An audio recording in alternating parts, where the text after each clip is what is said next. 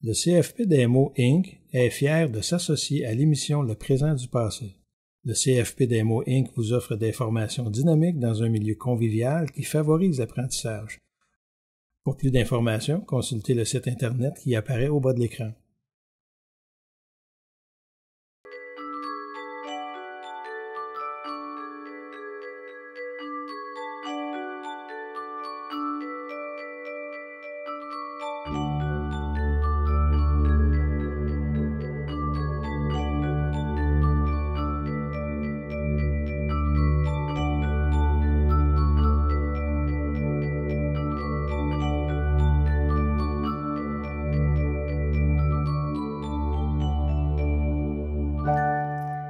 J'ai appris à vivre en état de survie. J'ai peur, je tremble, mais je souris. Je ne sais pas qu'à l'intérieur grandit une force honorable en toute modestie. Peu à peu, on peut intégrer nos forces, nos goûts, nos qualités, notre valeur, notre essence, notre beauté, et ainsi retrouver notre dignité. Annie Lalande, bienvenue. Dans le poème que je viens de lire, je parle du changement puis de l'état de survie souvent qui s'installe quand on a à faire face à des grands bouleversements, à des grands changements dans notre vie. Puis j'aurais aimé ça que tu nous parles un peu de ton histoire, de cette grande épreuve-là qui est arrivée pour toi dans ta vie. Ben moi, Geneviève, c'est arrivé, j'avais entre 16 et 20 ans, j'ai perdu la vue. J'ai déjà vu. C'est ce beau privilège-là, de voir les formes, les couleurs. Puis je trouve que c'est un privilège. Je te parle d'un privilège parce que c'est sûr qu'en perdant la vue, graduellement, j'ai dû m'adapter. Et le jour où c'est arrivé on m'a annoncé que j'étais en train de perdre la vue, puis que ça ne s'est pas déroulé du tout comme il m'avait avisé. OK. Je t'explique un peu parce que, tu sais, ça, c'est... il m'avait dit, les médecins, j'avais 16 ans, c'était le 11e ophtalmologiste que je voyais, que je rencontrais. Parce que tu avais déjà des problèmes de vue, il y a des choses qui se passaient. C'est pour ça que tu allais à la rencontre des ophtalmologistes? Oui, oui. Depuis que j'étais toute petite, quand j'ai commencé l'école, j'ai commencé à avoir de la difficulté à voir au tableau. J'avais de la difficulté à suivre le professeur, alors j'étais toujours assise en avant. Puis maman, à ce moment-là, elle a commencé à me faire voir des optométristes. Puis à 9 ans, je portais des verres de contact pour essayer. J'avais ils appelaient ça une myopie fulgurante. C'est comme ça qu'ils appelaient ça. Je perdais la vue rapidement, tu sais, ma vision baissait rapidement. Puis j'ai commencé à porter des verres de contact. C'était très peu commun, si on veut, pour un enfant de porter des verres de contact. À 9 ans, oui. Ça fait quand même longtemps. Pas tant que ça, là. Pas tant que ça. On recule quand même de presque 35 ans. T'étais pas obligée d'aller le dire, mais c'est correct. Mais, tu sais, c'est juste... Non, mais c'est juste pour dire comment que la médecine a changé, comment ça évolue, comment ça change. Tout au long de ça, le diagnostic, ce qu'ils me disaient, c'est de ne pas m'en faire. C'est ça qu'ils m'ont dit. Avant l'âge de 45 ans, que je ne perdrais pas la vue, que je pouvais continuer ma vie. Sauf que c'est pas ça du tout qui s'est passé. Ma vue, elle a continué de baisser tranquillement. Puis lors de ma grossesse, là, ça l'a activé. Puis là, tu es devenue non-voyante entièrement à quel âge? Je te dirais que, tu vois, j'étais diagnostiquée à 21 ans comme étant, suite à mon accouchement, là, j'ai commencé là, à avoir vraiment beaucoup plus de difficultés à me déplacer seule. Quand je te parle de ça, ça veut dire sans aide, comme une canne blanche J'étais diagnostiquée non-voyante. Puis là, à ce moment-là, tu me disais que tu étais aussi dans le déni. Beaucoup. Tu n'avais pas envie d'accepter ce diagnostic? Non. Puis qu'est-ce qui fait qu'on choisit de faire face à la réalité? Moi, mon élément déclencheur, ça a vraiment été mon bébé. Parce que moi, je me disais que je voulais pas que mon enfant sente qu'il y avait une maman handicapée ou avec une incapable perte d'autonomie ou ouais. incapable de se déplacer ou de faire ses choses par elle-même. Puis je me rappelle, mon bébé avait quelques semaines, il est né au mois de décembre, puis je me rappelle avant, tout le long de ma grossesse, j'allais prendre des marches. Ouais.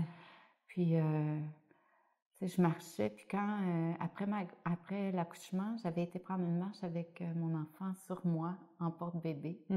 C'était l'hiver, je marchais sur le trottoir. La première fois, j'ai tombé en bas du trottoir. Bien, tombé, tu sais, j'ai glissé en bas du trottoir, puis j'ai eu peur, pas pour moi, pour l'enfant, pour mon beau John. La sécurité du bébé, oui. Puis là, je me suis dit, mais tu sais, j'étais dans le déni. Alors, j'ai dit, c'est glacé, ils ne savent pas nettoyer. C'était pas la faute des enfants. C'était la ville qui ne savait pas déneiger. Puis quand je suis arrivée, il y avait une artère assez importante, puis je suis arrivée pour traverser la rue. Puis quand je suis arrivée pour traverser la rue, tant que j'étais pas enceinte, je prenais des chances. Puis les voitures, là, ça barrait toutes les barres, là. Ça criait, tu sais, les roues barraient toutes les barres. Puis moi, j'étais tellement orgueilleuse, tellement remplie de moi-même que je disais que c'était eux autres qui ne savaient pas conduire. Imagine. Mais tu sais, c'était moi qui n'acceptais pas. Tu voulais pas prendre la responsabilité de... Oui, je comprends. Non, puis je voulais pas admettre que j'étais rendue à ce point au niveau de ma vision, que je voyais plus les lumières, si elles étaient rouges ou vertes. Je guessais. Puis là, tu prenais la chance. Le risque de traverser quand je pensais que la lumière était probablement verte. Rouge. Ben, pour que toi, tu puisses, pour que le piéton puisse traverser. Qu'elle était verte pour moi. Imagine, hein? Puis là, c'est là qu'arrivaient toutes sortes d'affaires. Mais j'ai fait ça tout le long, tant que j'ai pu. Puis quand j'étais enceinte, à un moment donné, la dernière fois, j'ai vraiment eu peur parce que j'ai manqué de me faire frapper vraiment. Puis on m'a crié des noms. Je me suis dit, mais moi, mettre ma vie en danger, c'est quelque chose, mais mettre celle de mon enfant, non. Alors, c'est à ça partir de là, c'était mon élément déclencheur quand je suis arrivée au coin de la rue, là, quand j'étais en porte-bébé avec John sur moi, j'ai dit non, je ne traverserai pas la rue. Puis je suis revenue chez moi, j'avais de la peine, j'étais triste. Mais c'est là que j'ai pris le téléphone, que j'ai eu le courage, à travers cet événement-là difficile, attristant, tu sais, qui était... À partir de ce moment-là, je dirais que j'ai commencé à vouloir accepter, si on peut dire accepter, apprendre à vivre le mieux possible avec la perte de ma vue. Parce que pour moi, c'était comme perdre une amie, ma meilleure amie, en fait. C'est pour moi, je pensais. Tu sais, des fois, on pense des affaires. Mais pour moi, la vue, c'était quelque chose de précieux, d'important, tout ça. Mais je me suis rendu compte avec le temps que ça peut fausser beaucoup les données. Parce que là maintenant, tu as accepté ce changement-là, tu as passé à travers les phases. Tantôt, au début, je parlais de survie. Cette phase-là t'a amené à développer d'autres ressources à l'intérieur de toi. Qu'est-ce que tu aurais envie de dire à quelqu'un, par exemple, qui est présentement dans un état de changement, puis où est-ce que c'est difficile de l'accepter, ce changement-là? Qu'est-ce que tu aurais envie de lui dire? Que le meilleur est à venir. C'est bon. Que le meilleur est à venir, que tout changement, je pense que pour moi, cette situation de vie-là m'a transformée. C'est aller chercher le meilleur de moi. Puis ça continue chaque jour, tu sais, à me propulser, à me dépasser. Ça m'a amené à me dépasser, tu sais. J'ai réalisé plein de belles choses que tu sais, quand j'ai perdu la vue, je pensais que ma vie était finie. Tu sais, à un moment donné, je me disais que... Ça vaut plus la peine. Comment je vais faire? Je remercie la vie de ne pas avoir eu cette idée-là. Je me suis jamais posé la question. Souvent, on se pose la question qu'on entend. Tu t'es jamais demandé, Annie, pourquoi ça t'est arrivé à toi? Mais moi, je n'avais pas ce réflexe-là. Je ne l'avais pas. Je me disais, comment je vais faire, par exemple? Puis moi, je voulais continuer de vivre pleinement, puis de m'amuser. Moi, j'aime ça avoir du fun, m'amuser, rire. C'est bon! Puis vivre, là. Puis là, ben, je me suis dit, mais ça, c'est ça. C'est un jour, tu sais, je me suis assise. Je me rappelle comme si c'était hier, tu sais, ça l'avait déclenché cette journée-là, comme je te parlais tantôt, quand je suis arrivée pour traverser la rue, j'ai reviré de bord, j'ai appelé pour aller me chercher de l'aide. Pour moi, ça, c'était la chose la plus difficile parce que Annie est capable tout seul. Ouais. Puis, je pense que ça, c'est pas typique non, c'est typique à l'être humain. Plein de gens, oui, aujourd'hui, avec le recul. Oui. On aime donner, mais on n'est pas toujours ouvert à recevoir aussi. Puis c'est difficile d'accepter puis de dire qu'on est rendu à l'état où est-ce qu'on a besoin de recevoir. D'aide. Oui, l'aide. Oui. C'est demander de l'aide. Oui. Et moi, j'ai dû le faire malgré moi. Puis quand j'ai su ou pu accepter tranquillement ça, puis que je me suis rendu compte que ça l'apporte aux gens qui m'aident, que c'est donnant. La vie est bien faite. Fait que ça, c'est tous les cadeaux que tu as reçus de cette expérience-là, Annie, puis que tu es capable d'intégrer dans la vie aujourd'hui, puis d'utiliser dans ton présent. Je dirais que oui. Oui. Merci. Merci. Merci de ton partage, puis de ta joie de vivre aussi, parce qu'on la ressent tellement. Merci d'être la personne que tu es. Merci. Merci, Geneviève.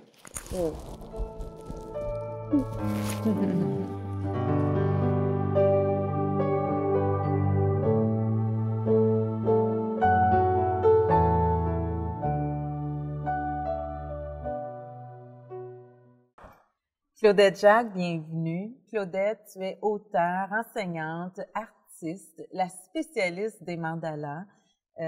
Aujourd'hui, je voulais qu'on parle, entre autres, du mandala pour nous accompagner pendant un changement, pendant une transition. Oui. On a le cahier mandala pour apprivoiser les changements devant les yeux, un cahier que tu as créé. Oui. Moi, je me questionne à savoir comment tu arrives à créer le mandala, comment tu arrives à le produire. OK. En fait, chacun des cahiers, il est d'abord vécu, pensé et intégré. Le thème que je veux développer, je dois le vivre intérieurement, m'en remplir si je veux après ça laisser venir les formes. Et une fois que là, je suis vraiment intégrée, bon exemple dans les changements, je fais ma structure qui est toujours la même, que j'enseigne d'ailleurs dans les ateliers, et sur lequel j'installe mon dessin. Et là, je pars du point et je me laisse inspirer par les formes qui viennent. Et je questionne jamais ces formes-là parce que c'est intuitif. Donc, quand elles viennent, mais parfois, il peut arriver aussi que une forme vient et je sais que c'est pas la bonne et qu'elle va m'emmener à une autre forme. Mais ça se fait tout, c'est difficile à expliquer parce que c'est intuitif. Quand même, oui, et je l'accueille. Tu fais confiance au processus et tu sais qu'elle t'amènera vers la bonne. Oui. Alors, le mandala veut dire cercle en sanskrit. Oui. Le cercle qui représente notre extérieur, le point qui nous représente. Donc, à l'intérieur du cercle, il y a toujours un point pour nous représenter. Et toi, est-ce que quand tu as ta structure avec le cercle, tu pars aussi du point pour le créer, pour créer le mandala? Toujours du point, wow. oui. C'est intéressant. Alors, si par exemple, il y avait des gens qui vivaient une situation de changement, de transition, de deuil, de transformation, ce serait possible d'utiliser les mandalas que tu as déjà fait, les colorier, pour nous aider à traverser ou à nous accompagner dans le processus de changement. C'est un outil. Absolument, oui. Un outil de développement personnel, si on veut. Oui. Et ce qui est intéressant avec le mandala, c'est que lui, il te ramène à ton centre vraiment au niveau de où tout le travail se fait. En fait, si on a qu'on vive une séparation, un deuil ou changement de toute sorte, ça se passe intérieurement. Donc, c'est là, directement dans le point culminant où on va aller travailler la chose parce qu'on part du centre qui est ta propre identité, que là, tu vas aller comme renforcer et aussi aller puiser dans l'univers aussi les forces qu'habituellement on fait pas. Exemple, si on est dans un contexte X, dans le quotidien que tout va bien, on va colorier un mandala pour s'harmoniser, s'équilibrer. Mais quand on le fait dans un moment plus intense de guérison, c'est autre chose encore qu'on va chercher parce que c'est multiple. Le mandala, lui, quand on s'unit au point central, on est uni à la source universelle. Donc, les possibilités sont multiples. On ne sait jamais où le mandala va nous emmener parce que le mandala, c'est comme un tremplin. Et il ouvre l'esprit. Donc, la personne, exemple, qui est en deuil, je vais donner cet exemple-là parce que pour moi, c'est tellement frappant, c'est que son corps de souffrance, comme le dit Eckhart Tolle, il est tellement lourd que même les mots de consolation ne parviennent pas à consoler la personne. Alors que quand tu t'installes dans le mandala, tu es toute seule dans ton monde et c'est toi-même qui, de l'intérieur, tu vas chercher ta ressource et la compréhension de l'événement que tu traverses finalement. C'est une expérience qu'on a besoin de comprendre et de traverser. Alors, c'est ça que le mandala nous permet de faire. Et ça, tout en douceur et à notre rythme. C'est ça qui est fabuleux. Oui. Intéressant, c'est beau. Alors, en plus de pouvoir colorier un mandala qui est déjà créé, on peut aussi en créer un à partir de ta structure, à partir du cercle, que tu appelles un mandala d'intuition. Oui. Et j'aimerais ça qu'on expérimente ça ensemble aujourd'hui. Oui, absolument. Parce que le mandala d'intuition va aussi nous permettre de s'intérioriser nécessairement. Oui. Qu'est-ce qui apporte de plus que le mandala qu'on colorie, par exemple? En fait, il y a différents types de mandalas. Tu sais, comme on va parler, tout le monde connaît le mandala tibétain. Et ceux-ci, ce sont des mandalas de créativité. Quand on parle du mandala d'intuition, lui, souvent on va dire c'est le mandala qui nous aide à exorciser, exemple, à sortir un trop-plein. Ça peut même être un trop-plein de joie.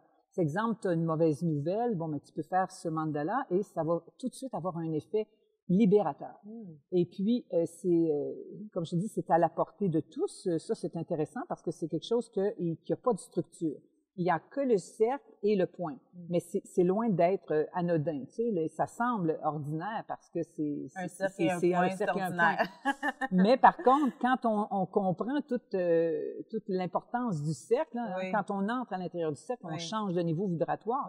Ça veut dire que la personne qui est en colère ou la personne qui est triste, bien là, elle change son niveau de vibratoire. C'est ça unit les deux hémisphères du cerveau. C'est ce qui fait qu'automatiquement, on n'a pas juste le côté rationnel, on a tout le côté créativité, on a les deux aspects de nos deux forces qui s'unissent finalement pour retrouver le chemin du centre, où on retrouve notre véritable identité, où on retrouve notre force. C'est là qu'on est plus fort dans le centre. Hein? Fait que si on est trop à droite, si on est trop à gauche, on est comme déstabilisé.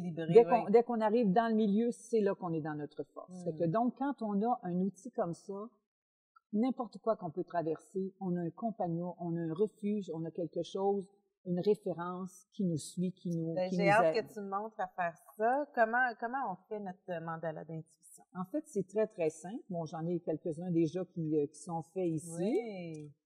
Oui. Je vais te passer ici. Moi, je conseille aux gens. D'ailleurs, le mandala, il est dans chacun des cahiers, la dernière page. Hein? Oui. Et avec les explications. Je l'ai mis là parce que justement, c'est tellement utile et important. C'est souvent comme la gamme de piano quand on pratique la gamme des notes. En fait, c'est une pratique. Tu sais. Moi, dans mes ateliers, je commence toujours par ça parce que souvent les gens vont être un petit peu inquiets ou anxieux. Alors, avec celui-ci, là, tout de suite, les gens changent de niveau, sont en confiance, et puis ça donne facilement à l'autre mandala qui va suivre. Tu sais. Okay. Fait que donc, vois-tu, c'est pas compliqué. Je vais le faire, puis tu pourras l'expérimenter par la suite.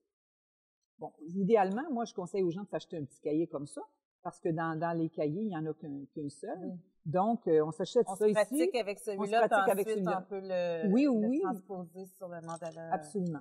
Dans le cahier. OK. Donc, on prend ce mandala ici consiste à aller chercher les couleurs primaires. D'accord. Qui sont le bleu, le rouge, le jaune.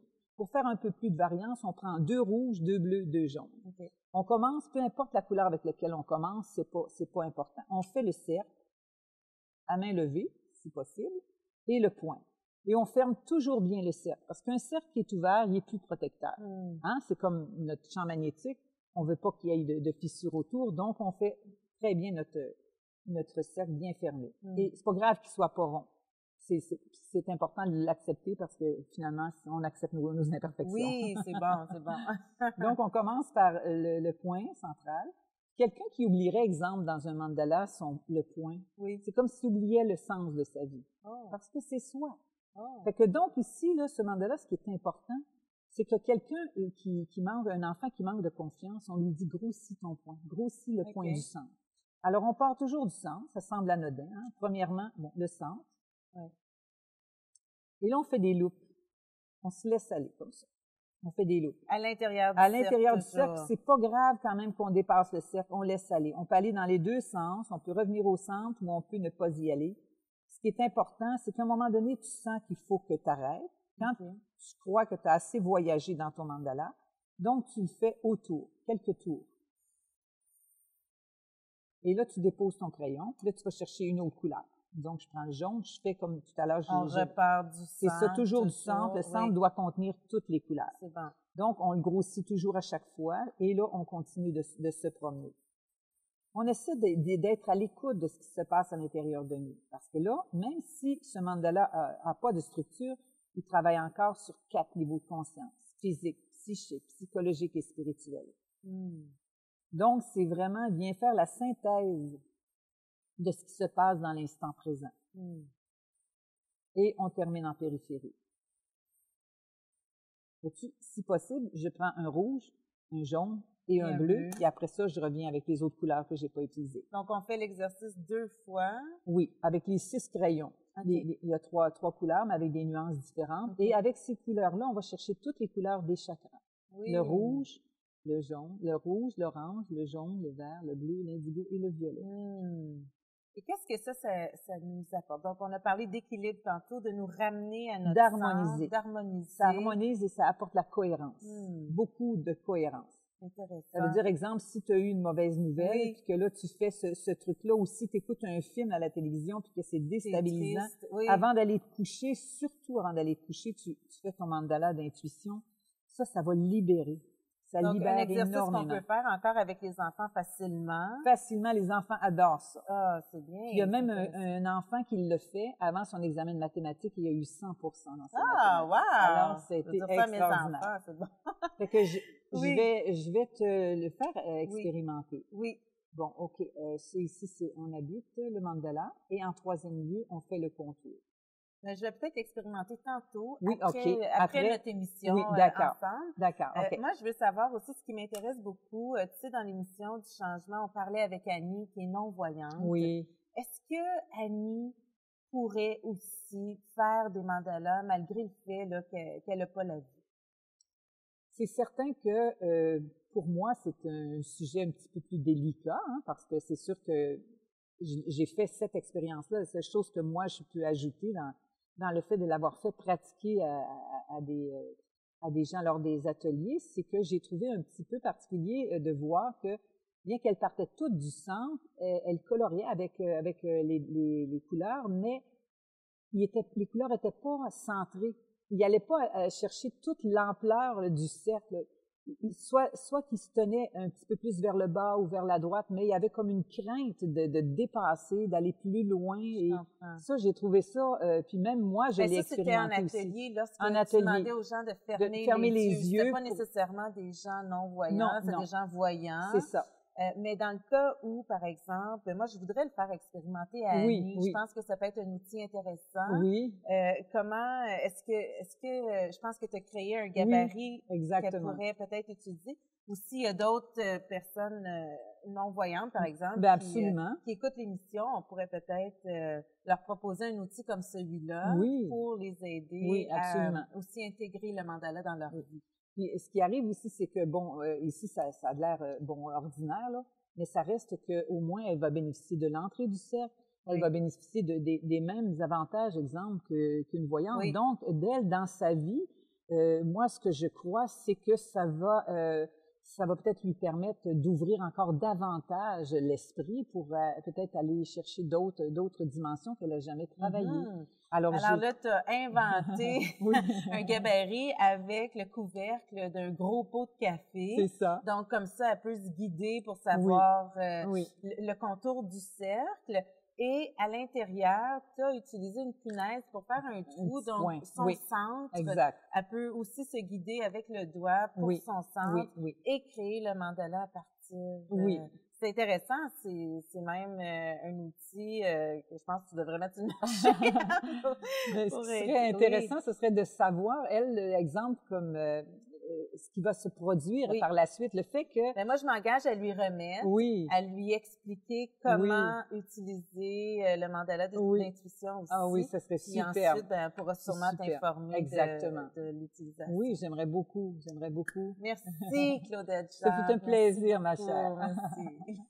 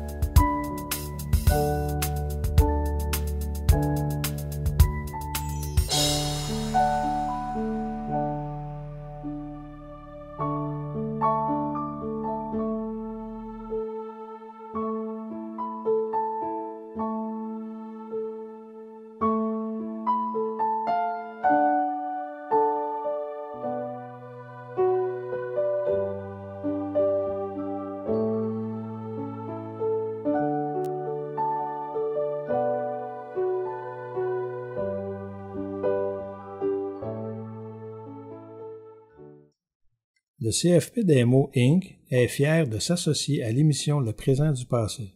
Le CFP d'Emo Inc. vous offre des formations dynamiques dans un milieu convivial qui favorise l'apprentissage. Pour plus d'informations, consultez le site Internet qui apparaît au bas de l'écran.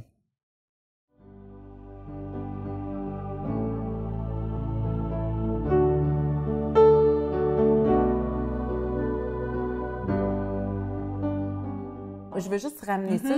Ça s'appelle la pelade. Exactement. Ce que tu as fait. Universel, donc j'ai pas de poils, j'ai pas de cils, pas de sourcils, aucun poil. Fait qu'à un moment donné, tu as commencé à tout... Puis tu en as déjà eu. J'en ai déjà eu jusqu'à peu près 10-12 ans. Je trouve que le mandala, ça peut être un outil très intéressant. C'est vivant, c'est joyeux, c'est plein de couleurs. Puis il me semble que ça peut bien s'appliquer dans la vie d'un jeune. Comment on peut utiliser cet outil-là pour un jeune? En fait, ce qui est intéressant avec le mandala, c'est que le mandala, il est à la portée de tout le monde. Hein? Que ce soit un jeune, qui soit en détresse ou qui ait un petit passage, exemple, comme on sait très bien qu'à l'adolescence, les enfants recherchent leur propre identité. Alors, c'est là que l'outil, le mandala, vient aider la personne parce qu'il est conçu de façon à ce que quand ils entrent à l'intérieur du cercle du mandala, il y a un changement qui s'effectue au niveau vibratoire.